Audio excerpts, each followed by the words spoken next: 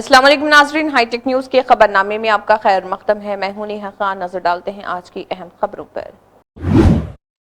साबिक़ वज़ीर और सिद्दीपेट के एमएलए टी हरीश राव ने संगारेड्डी जिले के ज़हीराबाद कस्बे के गौरी फंक्शन हॉल में बीआरएस पार्टी के जरिए मुनक़्क़दा इफ्तार डिनर में शिरकत की। इस मौके पर ज़हीराबाद के एमएलए कोननेनी मानिक राव और संगारेड्डी एमएलए चिंता प्रभाकर, साबिक़ डीसीएमएस चेयरमैन शिव कुमार और दीगर भी मौजूद थे। उन्होंने उम्मत मुसलिमा को रमज़ान की मुबारकबाद दी।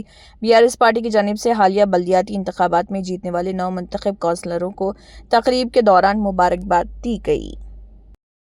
ये महीना बहुत अहम महीना है। आप पूरे अमन के लिए, पूरा दुनिया के अमन के लिए, भाईचार के लिए जीना चाहिए। पूरा अच्छा सुकून से सब जीना चाहिए। आप इसके लिए दुआ करिए। क्यों बोले तो आज लोग पूरे दुनिया में परेशान हैं। अपने तेलंगाना के तरक्की के लिए, तेलंगाना का डेवलपमेंट के लिए, सब तेलंगाना में जितने भी लोग हैं पूरा उनके लिए भी आप दुआ करिए। जब भी केसीआर साहब थे, रमजान महीने के लिए रमजान का तोहफा दिए,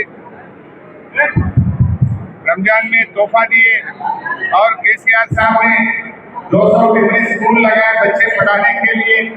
केसीआर साहब इमाम मौजूद साहब के लिए जो तनख्वाह दिए सो सीएम पूरा दुनिया में कोई है वो सिर्फ केसीआर साहब बीआरएस पार्टी है। ऐसे थोड़े अच्छे काम करें।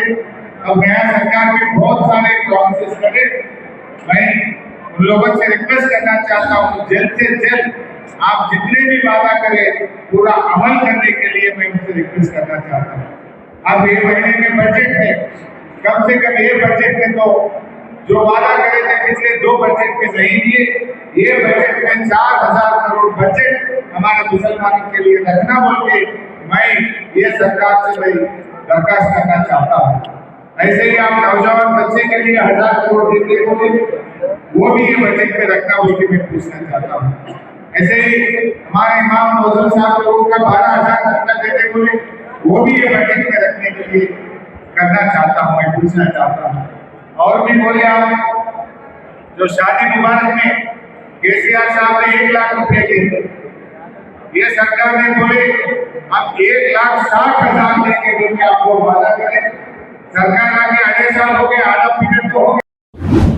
साबिक़ वज़ीर टी हरीश राव ने रेवंत रेड्डी हुकूमत पर तनकीद करते हुए कहा कि असम्बली में किसानों को 24 घंटे बिजली फराहम करने के दावों के बावजूद असल सप्लाई महज 12 घंटे तक महदूद। साबिक़ वज़ीर हरीश राव ने एमएलए मानिक राव और चिंता प्रभाकर के साथ साथ साबिक़ डीसीएमएस चेयरमैन के साथ संगारेड्डी जिले के कोहिर मंडल के दिगवाल गाँव में वाक़ 3311 kV सब स्टेशन का अचानक दौरा करते हुए मुआयना किया। इस मौके पर उन्होंने बिजली की फराहमी की सूरत हाल का जायजा लेने के लिए सब स्टेशन के लॉग बुक का भी जायजा लिया। కోహిర్ మండలం దిగ్వాల్ సబ్ స్టేషన్ కు మేము ఆకస్మిక తనిఖీలో రావడం జరిగింది। గౌరవ ఎమ్మెల్యే మాణిక్రావు గారికి నాకు కూడా కొంతమంది ఫోన్ చేసి కోహిర్లో విద్యుత్ సరఫరా బాగా లేదు, రోజుకు 5-6 సార్లు కరెంటు డ్రిప్ అవుతా ఉంది, రైతులకు వ్యవసాయానికి కేవలం 12 గంటల కరెంటు మాత్రమే వస్తూ ఉంది, ఆ ఇచ్చిన 12 గంటల్లో కూడా 4-5 సార్లు ట్రిప్ కావడం వల్ల రైతాంగం తీవ్రమైన ఇబ్బంది ఎదుర్కొంటున్నారని చెప్పి పత్రికల్లో కూడా వార్తలు వచ్చాయి। రైతులు కూడా మాకు ఫోన్ చేసి మాట్లాడడం జరిగింది। సరే ఈరోజు మాణిక్రావు గారు, నేను, చింతా ప్రభాకర్ గారు సర్ప్రైజ్ విజిట్లో దిగ్వాల్ 33/11 kV సబ్ స్టేషన్స్ రావడం జరిగింది। ఇప్పుడే లాగ్ బుక్ చూసాం।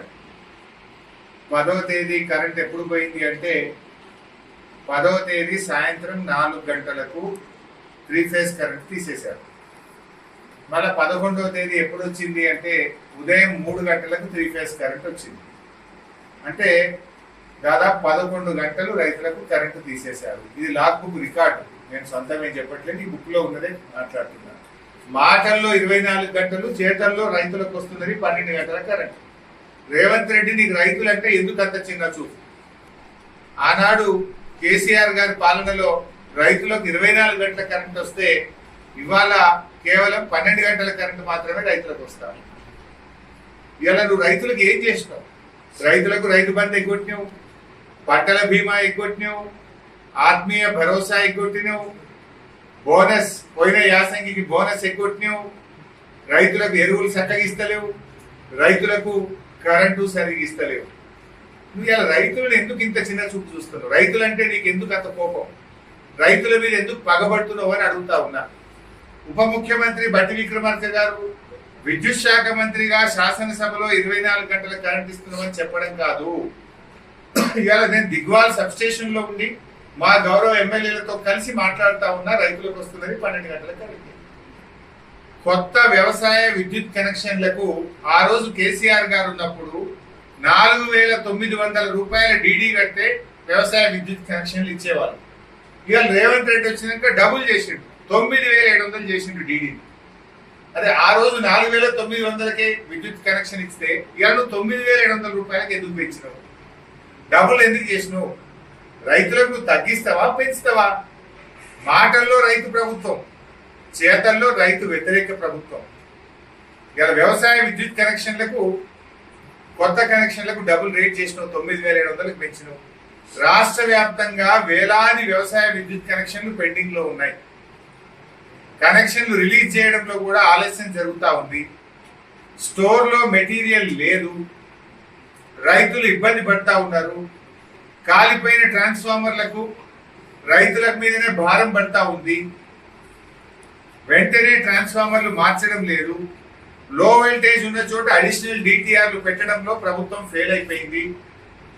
ఇది ఇలా నిజంగా రైతులు నేను అడుగుతా ఉన్నా, ఇప్పుడు డిమాండ్ చేస్తా ఉన్నా దిగ్వాల నుంచి, రేపటి నుంచి అయినా రైతులకు 24 గంటల కరెంట్ ఇవ్వండి. లేదంటే చెంపలేసుకొని తప్పైంది, మేము 24 గంటలు ఇయ్యము, 12 గంటలే ఇస్తామని చెప్పండి. చెప్పుడు 24 గంటలు ఏంది, ఇచ్చుడు 12 గంటలు ఏంది అని అడుగుతా ఉన్నా. నిజంగా 24 గంటలు ఇచ్చేది ఉంటే రేపటి నుంచి రైతులకు 24 గంటల కరెంట్ ఇవ్వాలని నేను ఈరోజు రైతాంగం పక్షాన్ని డిమాండ్ చేస్తా ఉన్నా. ఇంకా మోసం చేయకండి. ఎన్నికల ముందు మోసమే, ప్రభుత్వంలో వచ్చిన ఇంకా మోసమే. ఇవాళ నువ్వు థర్డ్ డిస్కామ్ పెట్టినావు. ఎందుకు థర్డ్ డిస్కామ్ పెట్టినావు? మళ్ళీ కొత్త అప్పులు చేయడానికి ఎస్పీడీసీఎల్లో ఎన్పీడీసీఎల్లో కొత్త అప్పుల కోసమే థర్డ్ డిస్కామ్ పుట్టించినావు. ఉన్న బకాయిలు అప్పులన్నీ థర్డ్ డిస్కామ్ కు ట్రాన్స్ఫర్ చేసి ఎస్పీడీసీఎల్లో ఎన్పీడీసీఎల్లో అప్పులు లేవని చూపించి మళ్ళీ కొత్త అప్పులు చేసి కమిషన్లు దొబ్బడానికి, అండర్ గ్రౌండ్ కేబుల్ వేయడానికి నయా నాటకం ఆడుతా ఉన్నారు మీరు. ఈ కొత్త డిస్కామ్ ఎట్లా పనిచేస్తుంది? ఒక గ్రామం ఉంటే ఆ గ్రామంలో ఇండ్లు ఉంటాయి, ఇండ్లకు ఒక ఏఈ ఉంటాడు, వ్యవసాయ బావులకు ఒక ఏఈ ఉంటాడా? ఎట్లా జరుగుతుంది? ప్రాక్టికాలిటీ ఎక్కడుంది అందులో? బ్యాంకులను, ఫైనాన్స్ కంపెనీలను మోసపుచ్చడానికి కాగితం మీద డిస్కామ్ పుట్టించి మీరు ఇలా కొత్త అప్పులు చేయడానికి మీరు నాటకానికి తెరలేపుతా ఉన్నారు. అప్పుల కోసం తెరలేపారు మీరు. ప్రజలకు అర్థమవుతావు ఎట్లయితే అప్పులు పుడతాయి. ఆల్రెడీ మీరు డిస్కామ్లకు ఇవ్వాల్సిన డబ్బులు ఇస్తలేరు. 55,000 కోట్ల రూపాయలు ఇవాళ డిస్కామ్ల అప్పులలో ఉన్నాయి. దేశంలో ఎక్కడ లేదు. మీరు ఇవాళ డిస్కామ్లకు ఉచిత విద్యుత్ కానీ 200 యూనిట్ల విద్యుత్ డబ్బులు ప్రభుత్వం చెల్లించడం లేదు. 6 నెలలైంది ఇండ్లకు కొత్త మీటర్లు ఇస్తలేదు. 6 నెలల నుంచి మీటర్లు లేవట. 6 నెలల నుంచి ఇండ్లకు కొత్త మీటర్లు దరఖాస్తు పెట్టుకున్నా ఇంతవరకు ఇవ్వని పరిస్థితి ఉన్నది. మా ఆర్టీజీఎన్లంతా కూడా సమ్మె చేస్తా ఉన్నారు. నేను ఆర్టీజీఎన్ల పక్షాన ఆ రోజు కేసీఆర్ గారు బీఆర్ఎస్ ప్రభుత్వం రెగ్యులరైజ్ చేసింది. మిగతా వాళ్ళను కూడా చేయడానికి బీఆర్ఎస్ ప్రభుత్వం ఉత్తర్వులు ఇచ్చింది. రాష్ట్ర వ్యాప్తంగా 19,647 మంది ఆర్టీజీఎన్లు సమ్మె చేస్తా ఉన్నారు. వాళ్ళందరినీ రెగ్యులరైజ్ చేయాలని చెప్పి బీఆర్ఎస్ పార్టీ పక్షాన డిమాండ్ చేస్తున్నాం. ఆర్టీజీఎన్ల సమ్మెకు మద్దతు పలుకుతా ఉన్నాం. చనిపోయినటువంటి ఆర్టీజీఎన్ల పిల్లలకు క్వాలిఫికేషన్ బేసిస్ న ఉద్యోగాలు ఇవ్వాలని చెప్పి, వాళ్ళ పిల్లలకు ఏ విద్యార్హత ఉంటే దానికి తగిన ఉద్యోగం ఇవ్వాలని చెప్పి కూడా డిమాండ్ చేస్తా ఉన్నాం. అన్మాన్డ్ కార్మికులను కూడా ఎన్పీడీసీఎల్ లో విలీనం చేసుకోవాలని, వాళ్ళని రెగ్యులరైజ్ చేయాలని చెప్పి కూడా ఈ అన్మాన్డ్ కార్మికుల పక్షాన కూడా డిమాండ్ చేస్తా ఉన్నాం. संगारेड्डी जिले के कंडी मंडल मामिदीपल्ली गेट पर वाक़ दरगाह हज़रत सैयद बदरुद्दीन शाह क़ादरी रहमतुल्लाह अलैह के हाथ में NH65 रोड एक्सपेंशन का काम फिर से शुरू किया गया। रोड कॉन्ट्रैक्टर की तरफ से दरगाह की हदूद में काम जारी रखने की कोशिश की गई। इस सूरत हाल की खबर मिलते ही human rights activist Mohammad Asad Khan Qadri फ़ौरन मौके पर पहुंच गए और सेंट्रल रोड मिनिस्टर की तरफ से आई टीम को काम करने से रोक दिया। मौके पर उन्होंने दिल्ली से आए जिम्मेदार ऑफिसर से दो टुक और सख्त अंदाज में बात करते हुए दरगाह की हुर्मत और अवाम के जज्बात का हवाला दिया, जिसके बाद काम को तुरंत रोक दिया गया। ये दोनों पट्टा लैंड है सर। नहीं पट्टा लैंड भी रहने दीजिए। नहीं सर, एक बार पट्टा वक्फ लैंड है, एक एकड़ 1 गुंठा वक्फ लैंड है, वक्फ में रजिस्टर है, ये वक्फ में यूजर है सर। यहाँ काम नहीं कर रहे ना सर। सीओ साहब से बात कर रहा हूँ। हम हाईवे इंजीनियर हैं सर, हाईवे इंजीनियर।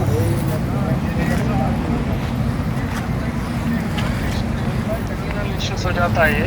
अब डोंट गो फर्दर इस पे जब तक कि कलेक्टर साहब का परमिशन और वक्फ बोर्ड और गवर्नमेंट लेवल तक है ये। अच्छा कुछ प्रॉब्लम हुआ तो फिर आप पे आ जाता है बात। तो don't take any chances. So you just wait and अगर जो भी है आप कलेक्टर साहब से बात करिए और you come to us, we will decide fight. इसके बाद में काम करेंगे। Okay sir. कचरा क्यों सर? कचरे का नहीं है।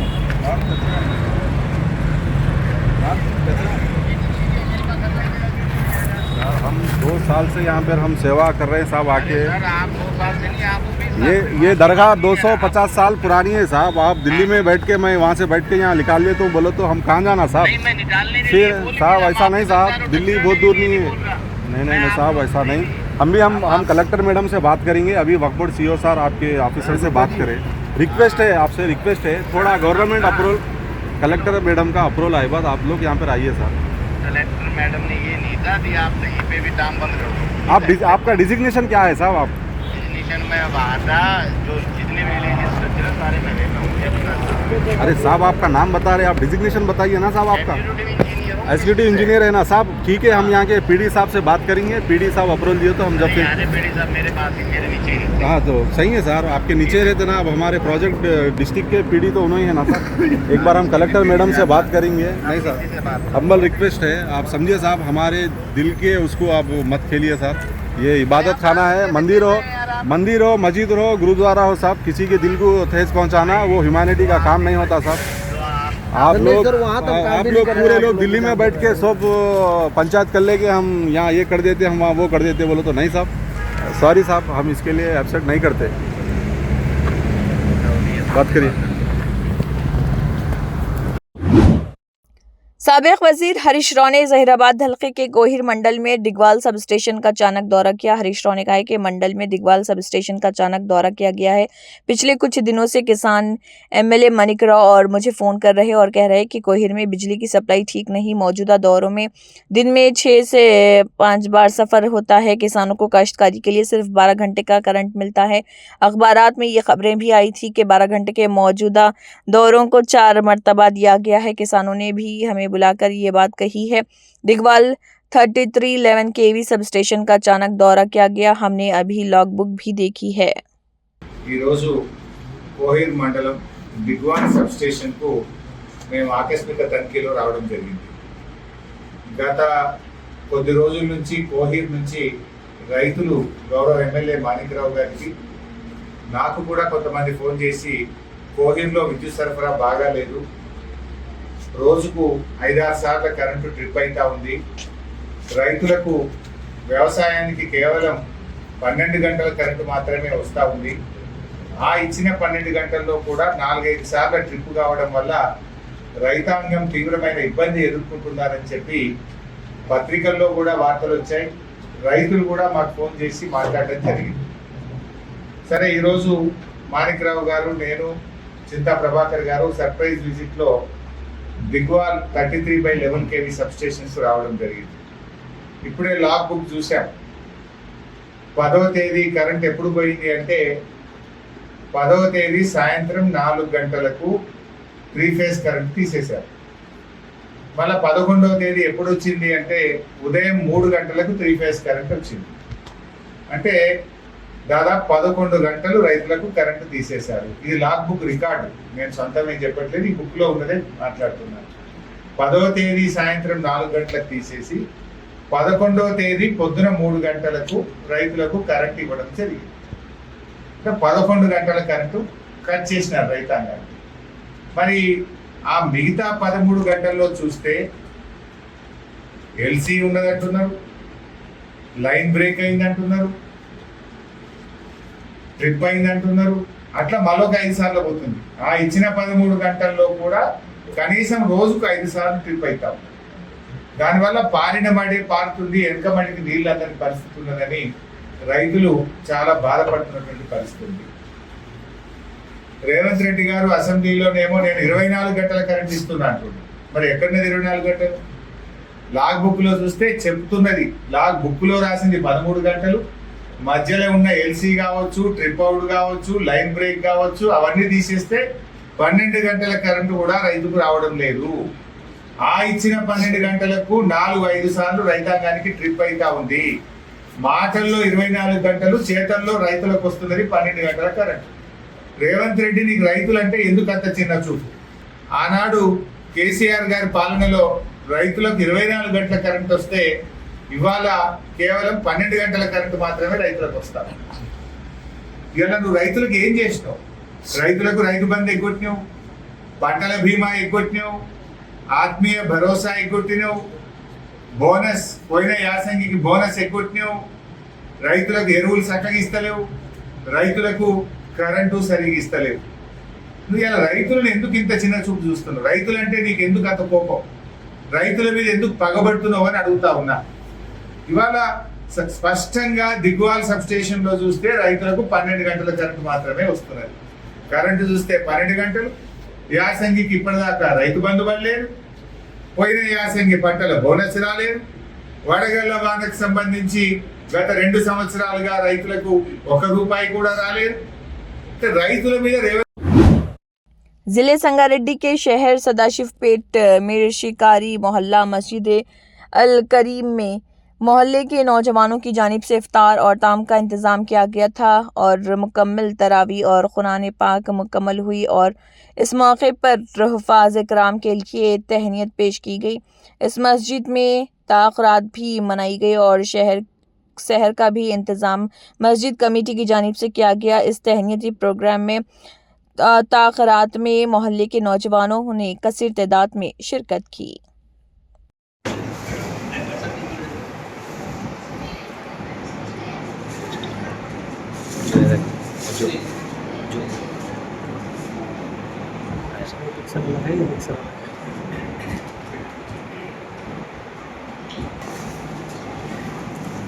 शुक्रिया।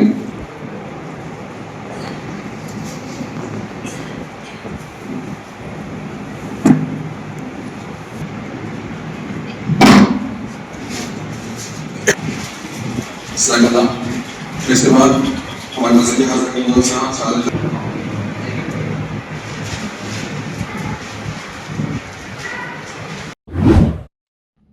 आदिलाबाद म्यूनसिपल वार्ड नंबर 33 के कौंसलर NRI महबूब ने कहा कि रियासती हुकूमत ने अवाम की फलाह बहबूद और जामे तरक्की को अपना बुनियादी मकसद बनाया। इसी मकसद के तहत चीफ मिनिस्टर रेवंत रेड्डी की क़ियादत में अवामी हुकूमत ने प्रजा पालना प्रगति प्रणाली का प्रोग्राम का आगाज़ किया। उन्होंने इस प्रोग्राम के एक हिस्से के तौर पर वार्ड के मुख्तलिफ इलाकों का दौरा किया और मुनक़दा इजलास में शिरकत की। इस मौके पर उन्होंने बताया कि रियासती हुकूमत ने प्रजा पालना प्रगति प्रणाली का प्रोग्राम के तहत 99 रोज़ा एक्शन प्लान तैयार किया है ताकि सरकारी स्कीमें बराह रास्त आवाम के दरवाजे तक पहुँच सकें। आज प्रजा पालना प्रगति प्रणालिका के तहत वार्ड सभा, आज वार्ड सभा चल रहा है धनगर महल्ले में सेकंड सभा है। ये पहले दूसरे चौरस्ते पे रखे, आज दूसरा सभा है धनगर महल्ले में है। और ये हमारे वजीर आला तेलंगाना रेवंत रेड्डी साहब के उनके हिदायत पर हर वार्ड में वार्ड सभा लगा के घर घर को उनका डेवलप करने के लिए जो उनका मुहिम है, उसके तहत हम लोग सब जो घरों की जो भी इशू है वो लिख रहे हैं। उसके बाद ये 99 डेज में जो भी है 6 मार्च से लेके 15 मार्च तक जो प्रोग्राम चलना है, हर मतलब महल्ले में तकरीबन आज 8वां दिन है, 8वां सभा है धनगर महल्ले में। दूसरा टोटल डिफरेंट जगहों पे डिफरेंट चौरस्ते पे हम लोग सभा कर रहे हैं। उसके तहत आज ये पूरा प्रोग्राम चल रहा है। इनके तकलीफ जो है, इनको जो भी इश्यूज है, करंट का इशू हो और ये जिसका पेंशन का इशू हो, जिसको इंदिरा का घर है, जिसको डबल बेडरूम नहीं है, जिसको घर वगैरह कोई भी नहीं है, जिसको गैस का, जो भी पूरा प्रोग्राम हम लोग लिखते हैं, दफ्तर में एंट्री कर रहे हैं। ये म्यूनसिपालिटी का स्टाफ है, जो हमारे 33 नंबर के वार्ड ऑफिसर है, उनके साथ म्यूनसिपालिटी का स्टाफ भी है। ये सब हम लोग एंट्री करके दफ्तर में इंशाल्लाह हम लोग म्यूनसिपालिटी पहुंचाएंगे, कलेक्टर साहब तक जाएंगे दफ्तर।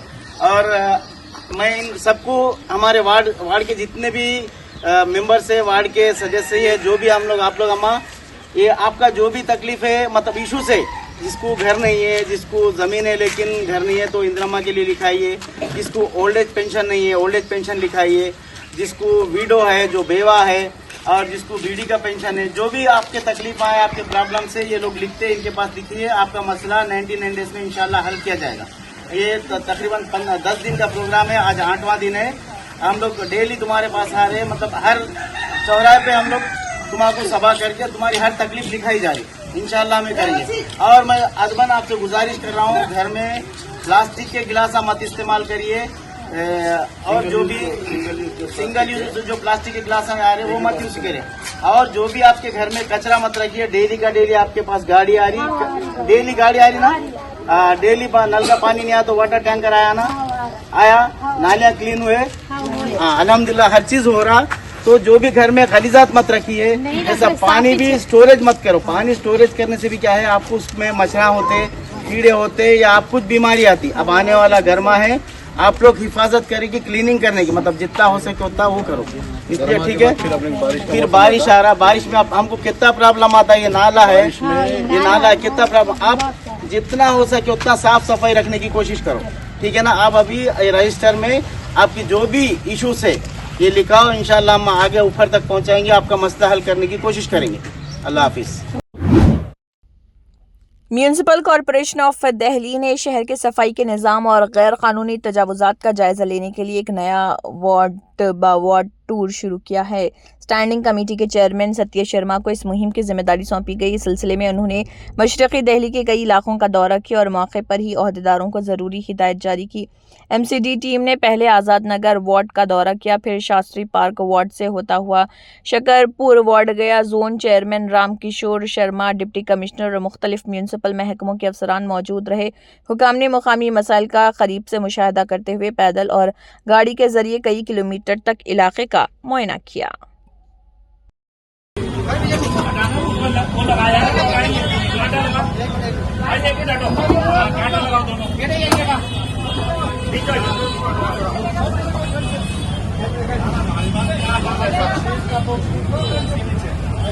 ये हालत है।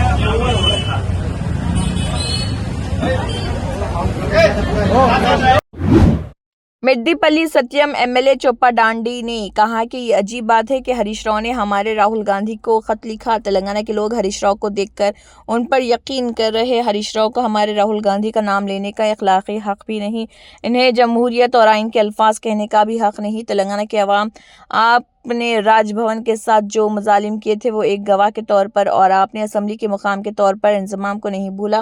तलसानी श्रीनिवास यादव जो TDP में जीत गए थे, वजीर बनाने की आपकी घटिया तारीख रही है।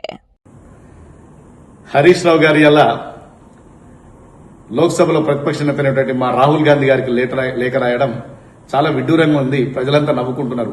హరీష్ రావు కొత్తగా ఏంటంటే రాజ్యాంగం గురించి, ప్రజాస్వామ్యం గురించి మాట్లాడేంత స్థాయి నీకు లేదు హరీష్ రావు గారు. ఎందుకంటే 10 సంవత్సరాలు తెలంగాణ రాష్ట్రంలో మీరు అధికారం ఉన్నప్పుడు ఎంతమంది ఎమ్మెల్యేలను ఫిరాయింపై చేసుకున్నారు, ఏమేం నీచ పనులు చేసిండ్రు, రాజ్భవన్ వేదికగా మీరు ఎన్ని దారుణాలు నడిపించిండ్రు, అసెంబ్లీ వేదికగా ఎన్ని విలీనాలు చేసిండ్రు. తెలంగాణ ప్రజలు ఇంకా మర్చిపోలేదు హరీష్ రావు గారు. మీరంతా ఈజీగా మర్చిపోయినా మీరు చేసినటువంటి దారుణాలు తెలంగాణ ప్రజలంతా ఈజీగా మర్చిపోలేరు. ఆ రోజు తెలుగుదేశం పార్టీలో గెలిచినటువంటి తలసాని శ్రీనివాస్ యాదవ్ గారిని మీరు రాజ్భవన్ NTR मेमोरियल ट्रस्ट ने कहा है कि NTR memorial trust managing trustee नारा भुवनेश्वरी 29वीं NTR मेमोरियल ट्रस्ट के क़याम के दिन की तकरीबात में मेहमान ख़ुसूसी के तौर पर शिरकत की है। यह प्रोग्राम 14 फरवरी 2026 वक्त शाम 4 बजे मुकाम NTR भवन मीटिंग हॉल में मुनक़िद हो रही। एमएलए तोट्टा लक्ष्मीकांता राव ने जोक्कल मंडल सेंटर में मुनक़दा 99 रोज़ा public governance progress plan program में शिरकत की। जोक्कल के एमएलए तोट्टा लक्ष्मीकांता राव ने जोक्कल मंडल सेंटर में तेलंगाना हुकूमत के जरिए शुरू किए गए 99 रोज़ा पब्लिक गवर्नेंस प्रोग्रेस प्लान में शिरकत की। इस मौके पर खिताब करते हुए एमएलए ने सरपंचों से लेकर मंडल लीडरों तक सभी से मुतालबा किया कि वो गांव के तरक्याती प्रोग्रामों को सही तरीके से नाफिज करने के लिए प्रोग्रामों को कामयाब बनाने के लिए मुकामी हुकाम के साथ तालमेल करें। 10वीं जमात के इम्तिहानात देने वाले तलबा के लिए नेक ख्वाहिशात। टीपीसीसी सदर एमएलसी महेश कुमार गौड़ ने इन बातों का ऐलान किया। टीपीसीसी के सदर और एमएलसी महेश कुमार गौड़ ने रियासत में शुरू होने वाले 10वीं जमात के अवामी इम्तिहानात लिखने वाले तलबा को अपनी दिली ख्वाहिशात का इजहार किया। उन्होंने कहा कि 10वीं जमात के इम्तिहानात हर तालिब इल्म के तालीमी सफ़र में एक अहम संग मील की हैसियत रखते हैं।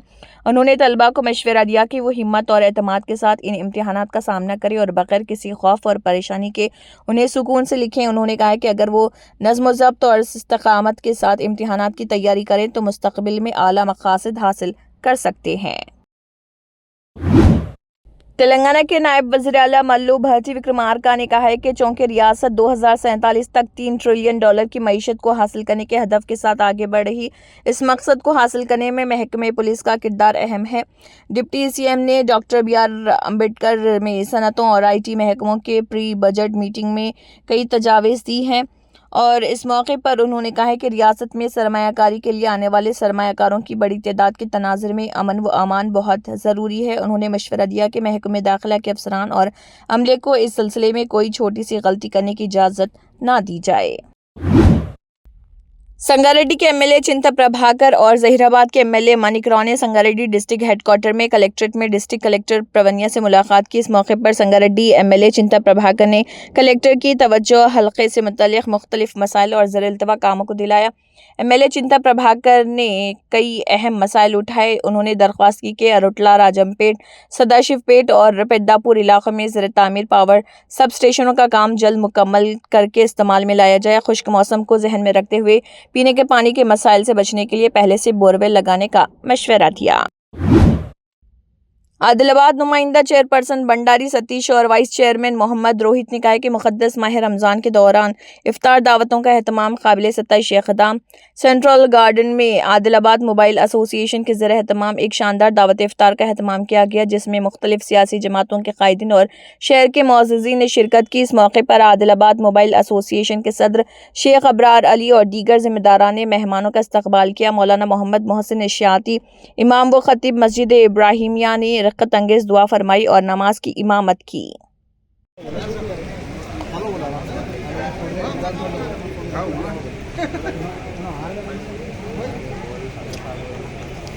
इबादत फरमाइए, हे अल्लाह की मदद फरमाइए, हे अल्लाह की नसरत फरमाइए, हे अल्लाह की नहाने को भरपूर कीजिए, हे अल्लाह हमारे तिजारतों की, हमारे दुकानों की और हमारे माल दौलत की चारों तरफ से हिफाजत फरमाइए। हुकूमत की नासाज़िशों से, आसमानी और मसीह की हिकमत से हिफाजत फरमाइए, शरीरों की शरारतों से हिफाजत फरमाइए, उसके हलाल नसीब फरमाइए, हे अल्लाह हमारे कारोबार में नसीब फरमाइए। हे करीम अल्लाह, आप उन्हीं दुआओं को कबूल करने वाले हैं। आज आदिलाबाद मोबाइल एसोसिएशन की जानिब से दावत इफ्तार रखा गया था।